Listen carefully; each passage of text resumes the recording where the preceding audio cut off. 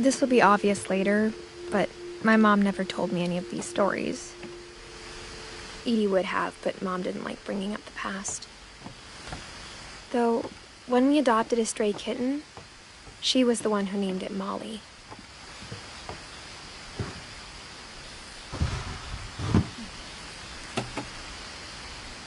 I spent a lot of time in Great-Grandma Edie's room.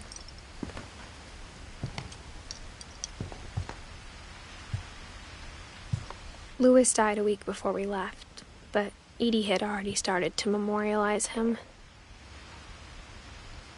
Edie knit me a new pair of gloves every year, just in time to replace the old ones.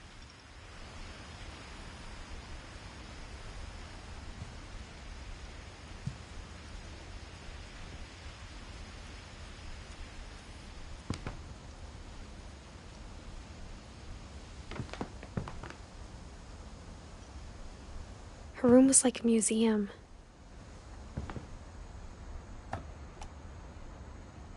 For 500 years, the Finches have been famous throughout Norway for their fortune and misfortune.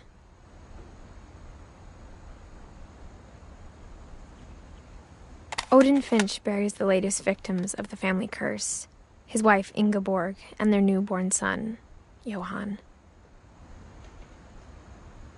On January 7th, 1937, he set sail with his family and his house, hoping to leave the curse behind. But 40-foot waves off the coast of Washington send the house and Odin to the bottom of the sea. Odin's daughter Edie, with husband Sven and baby Molly, step ashore on their new home, Orcas Island. Odin Finch is the first to be buried in the new family cemetery. His daughter Edie is already dreaming of a new Finch house.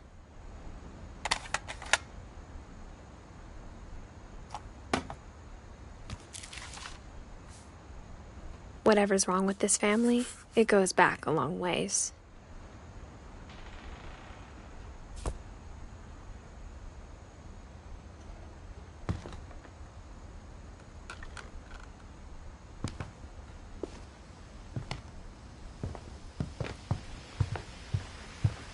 Edie gave a big interview about a mole man living under the Finch house. My mom was furious. I hadn't thought of myself as Edith Jr. for a long, long time.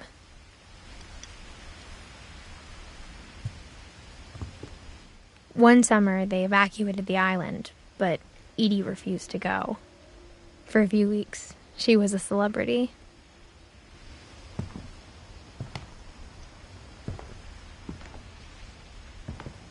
When Edie told people Sven was killed by a dragon, she could also have said he was building a dragon-shaped slide that collapsed.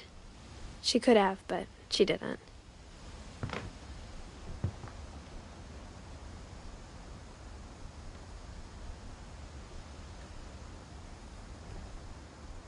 Even in her 90s, sometimes Edie seemed a lot younger than my mother.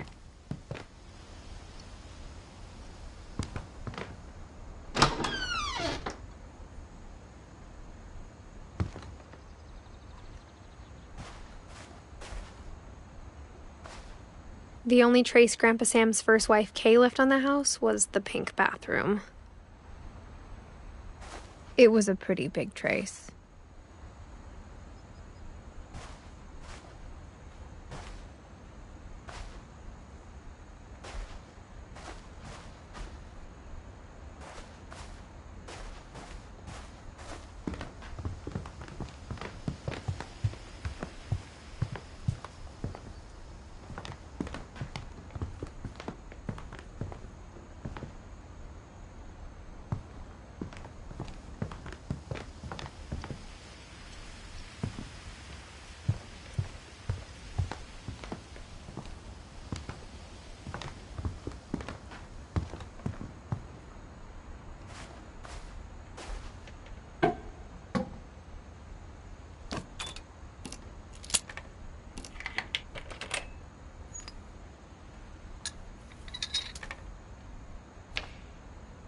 There's a secret in this bathroom.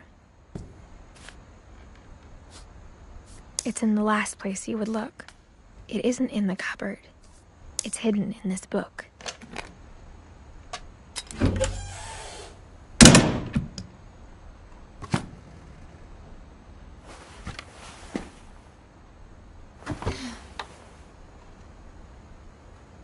Sven gave Sam an old camera he'd refurbished. He never put it down.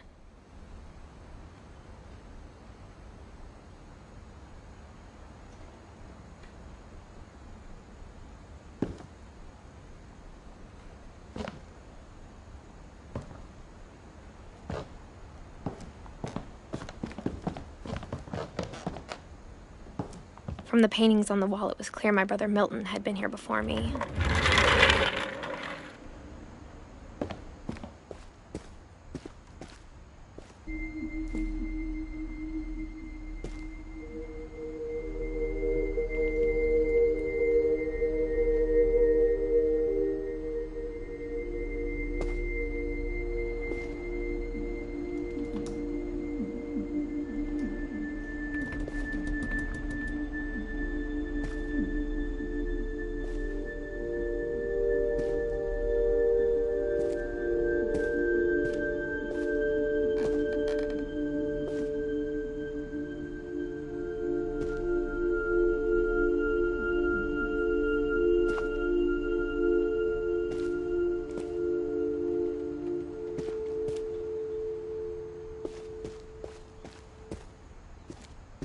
I knew Grandpa Sam had a twin, and that he never talked about him. I guess my grandpa didn't like history any more than my mom did.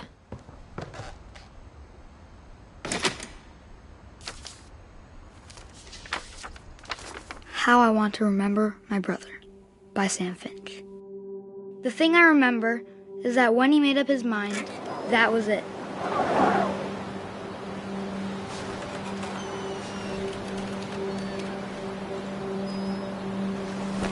My brother said he'd die before he ate another mushroom, and he did. At Barbara's funeral, we swore we'd never be afraid again, and he wasn't. I think Calvin always wanted to fly. Sam! Calvin! Dinner's ready! Coming! But that day, he finally made up his mind to do it. I told him going around was impossible. Maybe if I hadn't said that.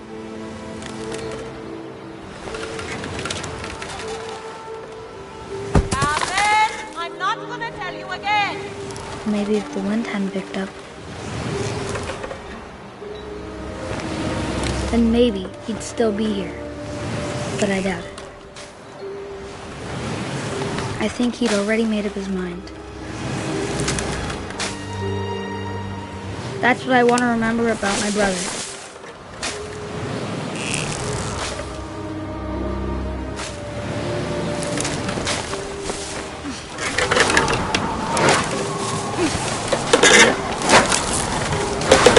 The day he made up his mind to fly. And he did.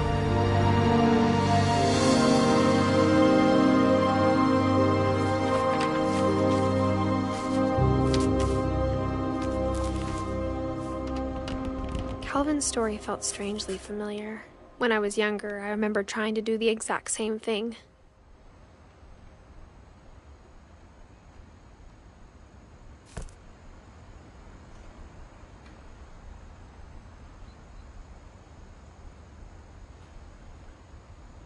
After the funeral, Edie roped off Calvin's half of the room.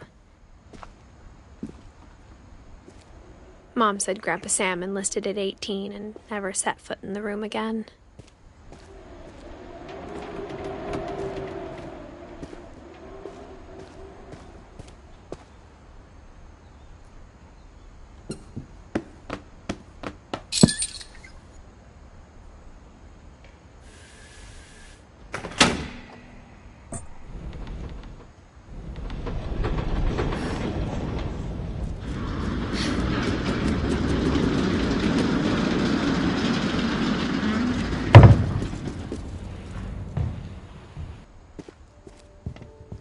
The passages were a pretty tight fit. They'd obviously been built for smaller hands and bellies.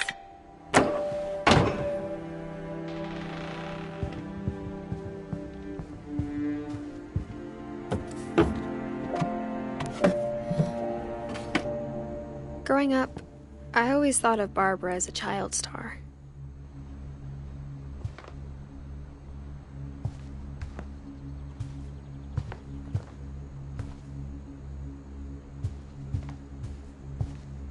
I never thought about how hard it must have been for her afterwards.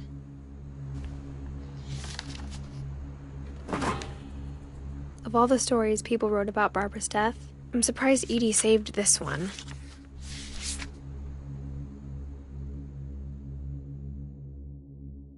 Old Jack here with another ghastly tale inspired by America's most unfortunate family.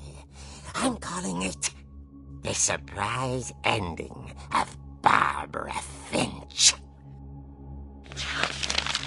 As a child star, Barbara was famous for her scream. Now at 16, she was all washed up. A has-been. But in a lucky break, she'd been asked to perform her signature scream at a local convention for monster movie fans. It was just the boost her career needed. Unfortunately, her scream hadn't aged well. Getting better. I think you just need the right motivation. Her biggest fan and current boyfriend, Rick, was about to demonstrate when... Now that was a great scream. It was Barbara's father, Sven. He'd slipped into a table saw and had to be rushed to the emergency room. So Barbara got stuck babysitting her youngest brother, Walter. Her convention comeback was cancelled. Okay, I'm hearing frustration, but I'm not hearing terror. What if I tried... A gang of hoodlums in Halloween masks have been terrorizing Orcas Island tonight. Police are urging residents to... That came from the basement. You're right! Also, I loved your delivery on that.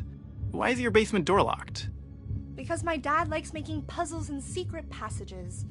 There's a key hidden in the music box. The secret is to keep winding and winding until finally the key pops out. Thanks, babe. I'll be back in a sec. 20 minutes later, Rick hadn't returned. So Barbara went to look for him, right on cue. She reached for the music box. And as she wound the key, she listened for Rick, but the house was silent.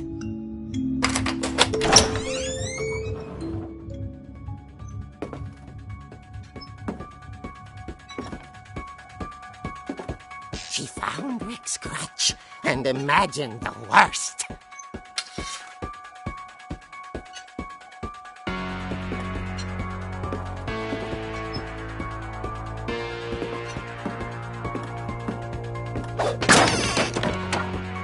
The gang's leader is the infamous Hookman killer, Dr. Carl Hamill, who impaled and then ate his family 10 years ago tonight.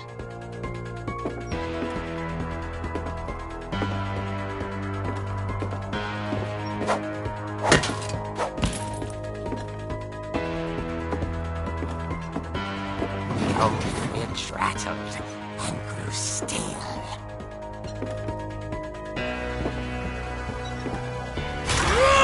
Oh dear! Oh! Rick? Barb, relax. I was just trying to scare you to help you find your scream. Well, I'm not scared, Rick. I'm furious. Then act furious. All I'm getting from you now is that you're hurt and confused and you're... She threw him out, but she kept a little something to remember him by. Barb, have you seen my other crutch? And she was still holding it when she fell asleep watching the Late Late Picture Show. Hours later... Barbara! Walter, what's going on up there? Ah! Okay, I'm coming up, but if this is a trick, you're dead, Walter.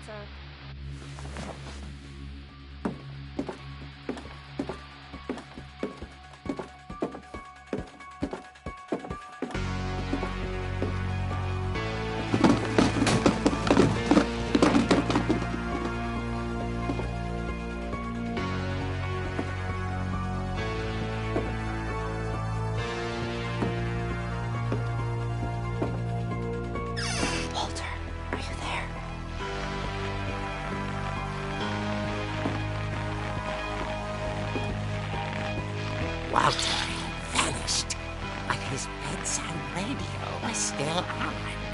Orcas Island police describe the man as 6 feet tall, with a steel hook for a hand. Residents are urged to lock all doors and windows and notify the police of any suspicious activity. Barbara turned, saw the hook man, and was speechless. He was quite smashing.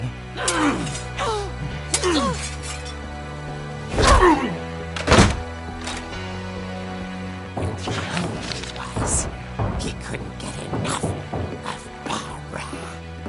Okay, Barbara, there's gotta be another way out of here. That night, she played her part beautifully.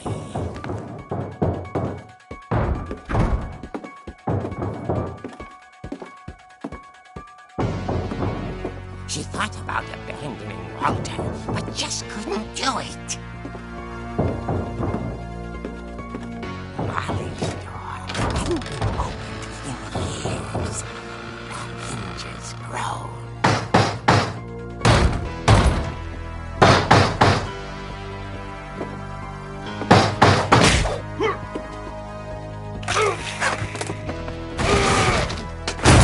He wasn't moving, but she sensed the story might not be over yet.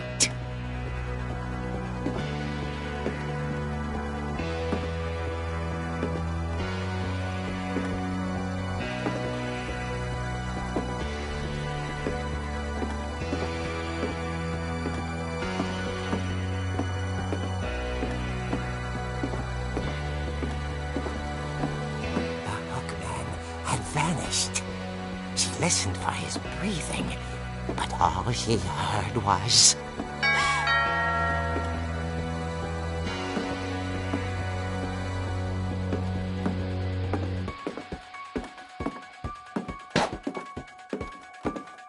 Someone at the door was dying to speak to young Barbara. At the door, she heard whispering. Was coming from inside the house.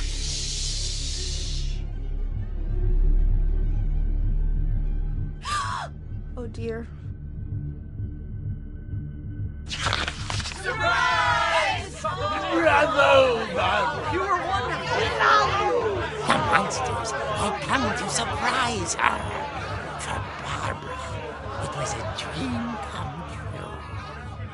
Then she saw what kind of monsters they were, and she realized what was about to happen. She was going to be famous. And with her final breath, Barbara Finch gave the performance of her life.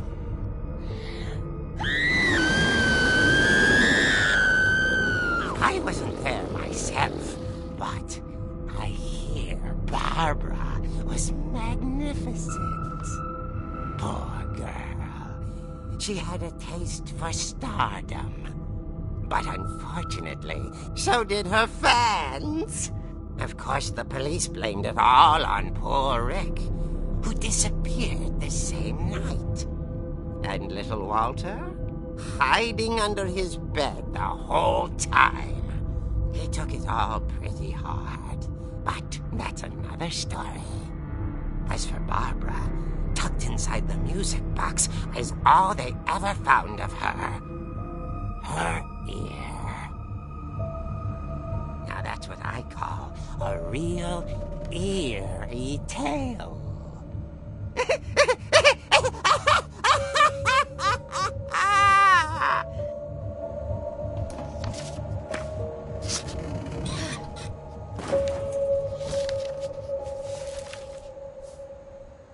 Edie told me all Barbara wanted was to be remembered, as absurd as that comic was. Maybe what Edie saw was a happy ending.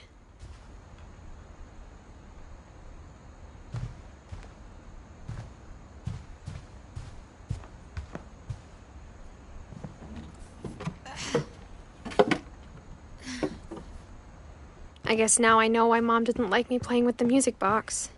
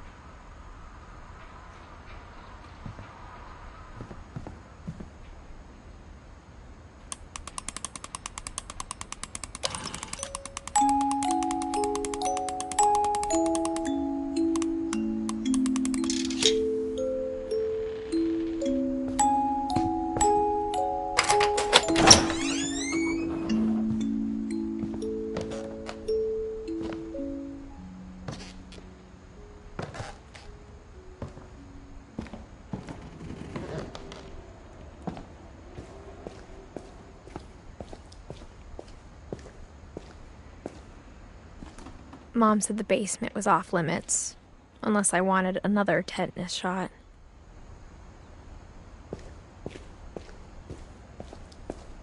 I saw Edie sneak down to the basement once, carrying packages. I thought maybe she was hiding presents. It turned out she was hiding a lot more than that.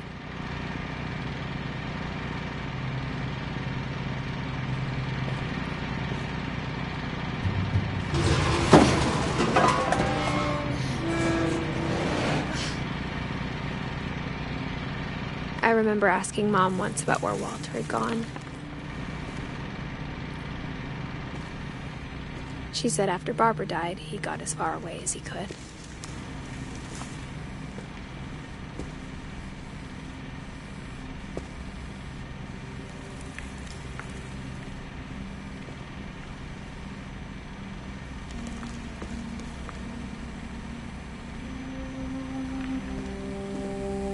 If there's a pattern in all these stories, I think it's that none of us has gotten very far.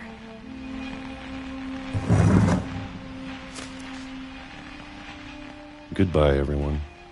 I can't believe I've been down here for 30 years.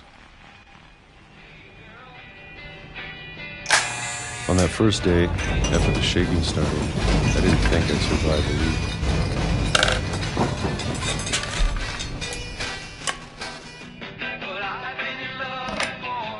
But after a few days, I settled into a routine. That's what kept me sane. Having a schedule, living for today. I always expected to be dead tomorrow. But if you wait long enough, you get used to anything.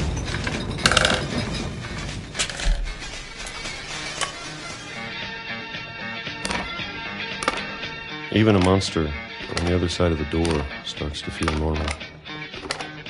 Almost friendly.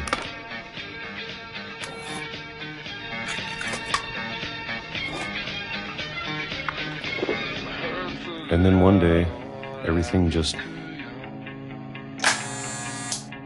stopped. Whatever that thing was, it was gone. Maybe it got tired of waiting. Or maybe I just got tired of being afraid.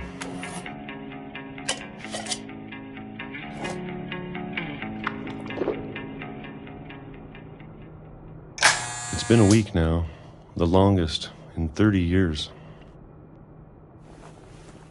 I'm done waiting. I have to leave while I still can.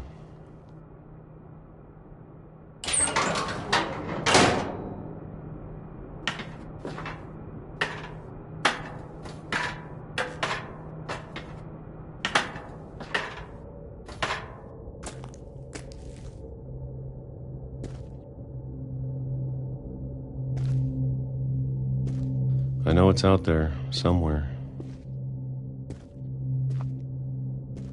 Whatever killed Barbara and Molly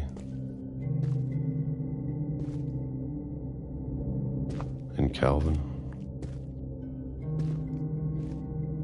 Maybe this is all a mistake. But I need to stop living the same day, even if it kills me.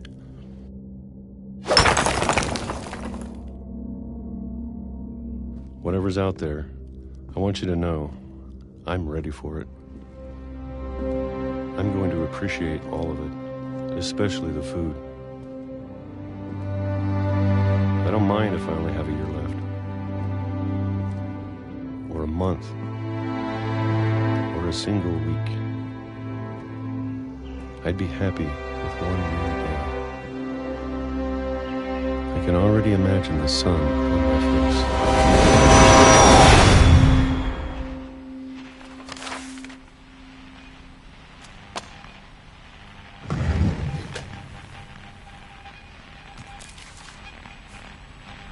Walter died when I was 6.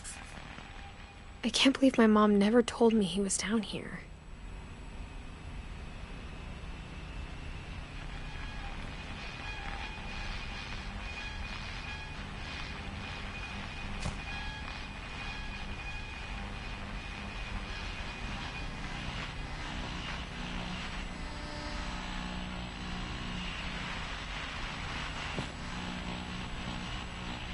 I'm sure my mom was trying to protect me.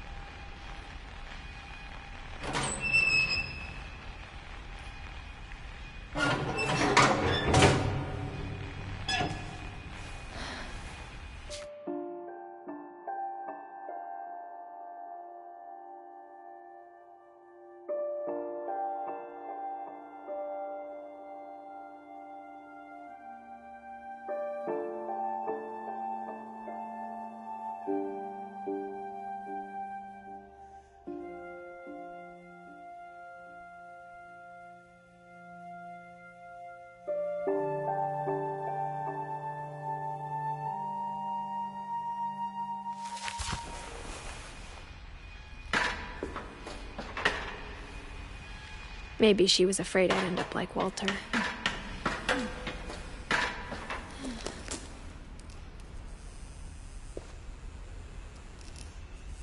But if she never told me about an uncle under the house,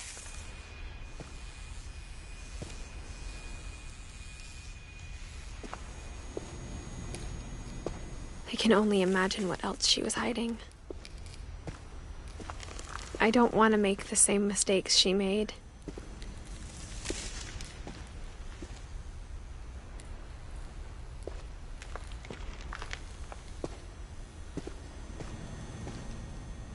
Trying to bury something that's still alive.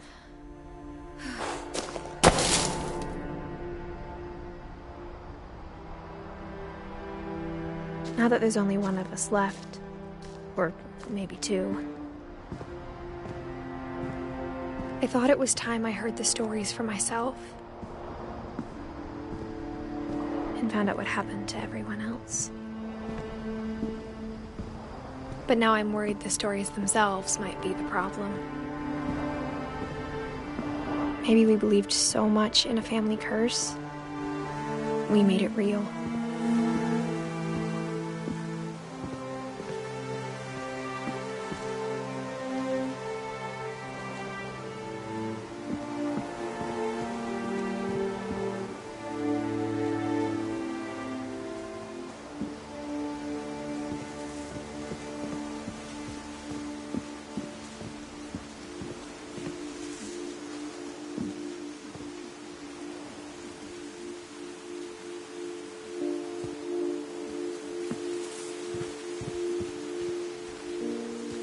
I don't know if I should even be writing this.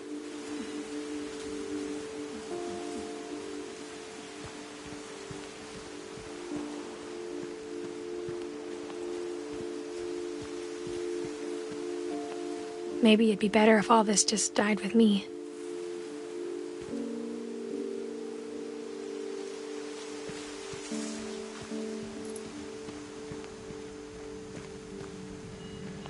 But I thought you should know about your family.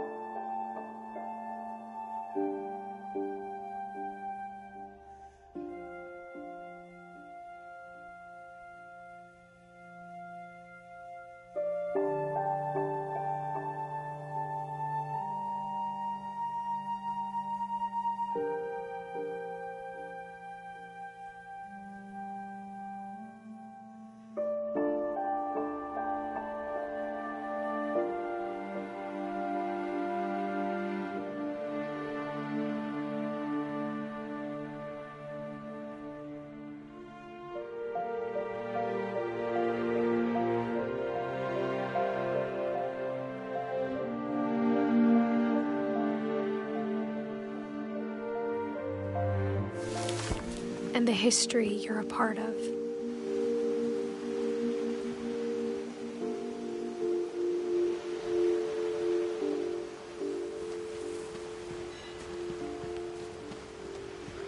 Though to be honest, I feel as lost as you probably do right now.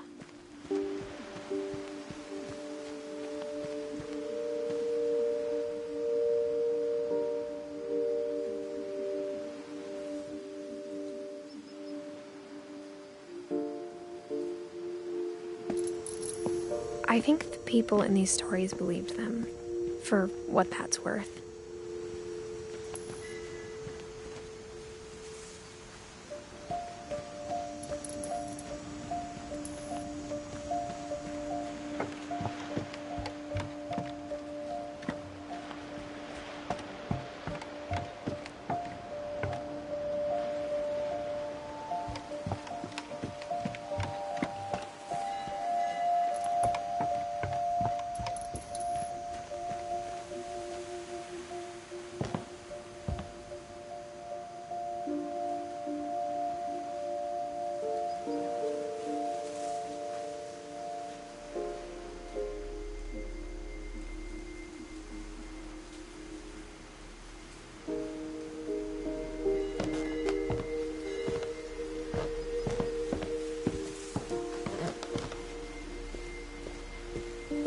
When you look at the house, that history of imagination and stubbornness and madness, any of it seems possible.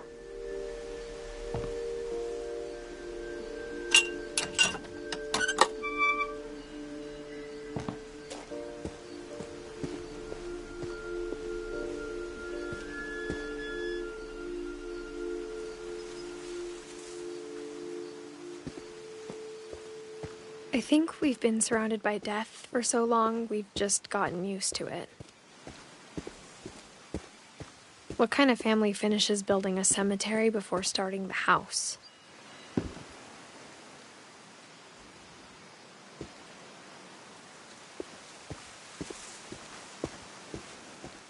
It's embarrassing for me to admit this, but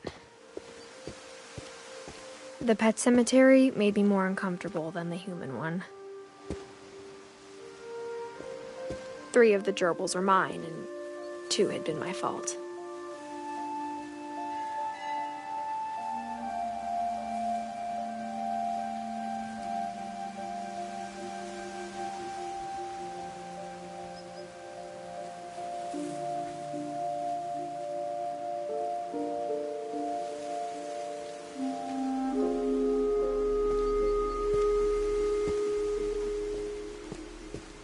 Sven built the house, but it was Edie who designed the cemetery.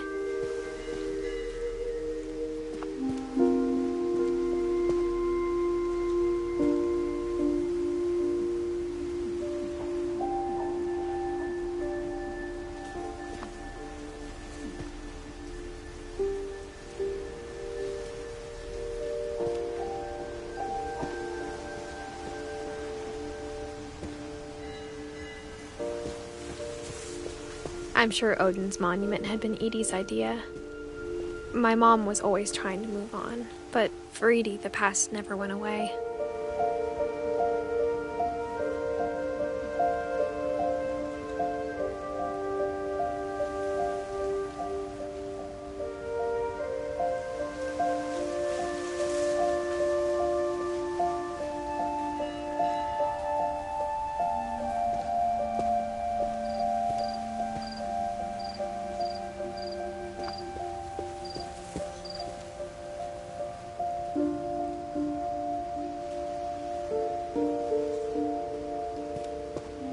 She could see it poking out of the water at low tide.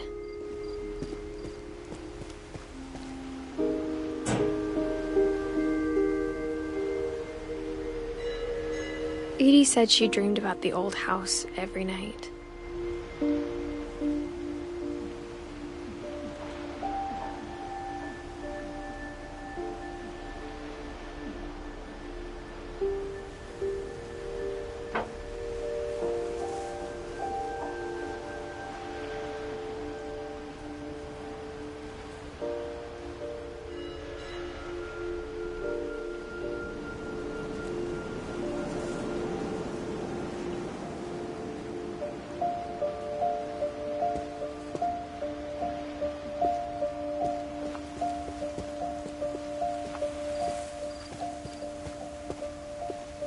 Edie's side was always easier for me to understand.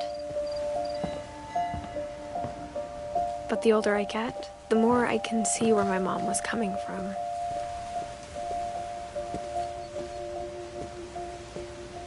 Her dad had been pretty strict, but it wasn't enough to save her brothers. She was just trying to do better.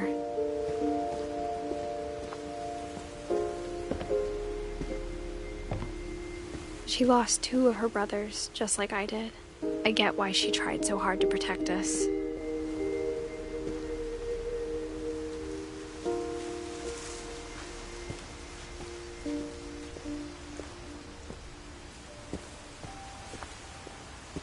There's so many things I wish I could ask my mom now. Part of me thinks this is what she wanted all along. For me to come back someday and find everything out for myself.